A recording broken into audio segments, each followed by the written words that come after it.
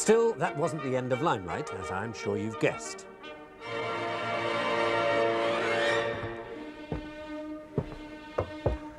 Well, I reckon the second you realise where I am now, you also realise where Drummond took his limelight next, into the theatre, where limelight took on the meaning it has in the modern world. Of course, theatres at the time were already lit by gas. Trouble wasn't just the stage that was lit.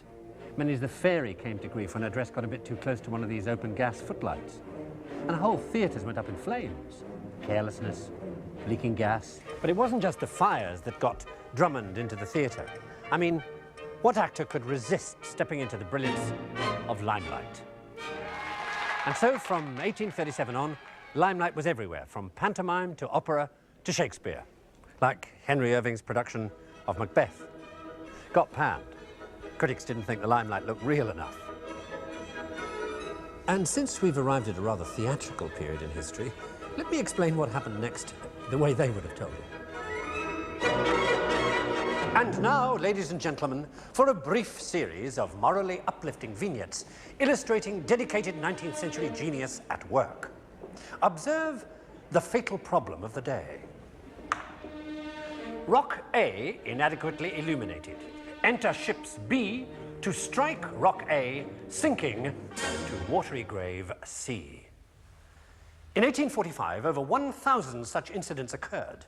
Solution: rocks A need lighthouses B so that ships C may avoid rocks A thanks to lighthouses B.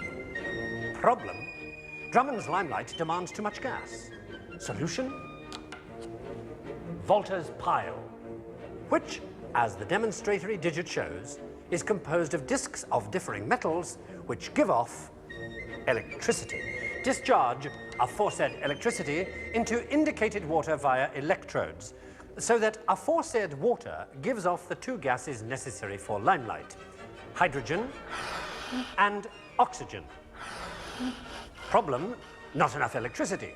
Solution: Professor Floris Nolle of Belgium's amazing 1850 machine. Spin wheels carrying copper wire discs B past magnets A, so that magnets A induce in copper wire coils B enough electricity to produce aforementioned gases.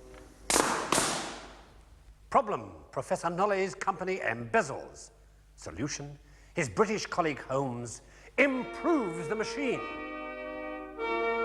This is a giant version of Nolle's idea, carrying 96 coils, 56 magnets, and weighing a colossal 3 tons.